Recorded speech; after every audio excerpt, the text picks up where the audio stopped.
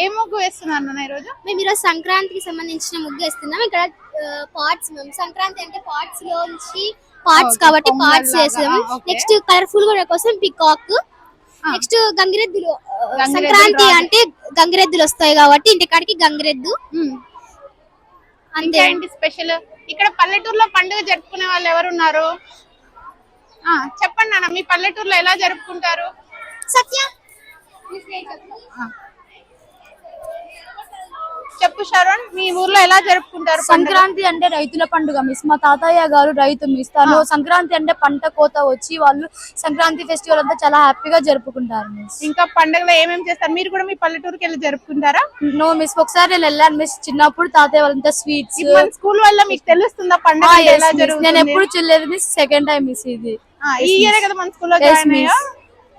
ఎలా ఉంది మీ అందరూ? చాలా హ్యాపీగా ఉంది మిస్. ఇంత నేను ఎప్పుడు ఇంత చేయలేదు మిస్. పార్టిసిపేట్ చేసినందుకు చాలా హ్యాపీగా ఉంది మిస్. ఓకే నాన్న, వెరీ గుడ్.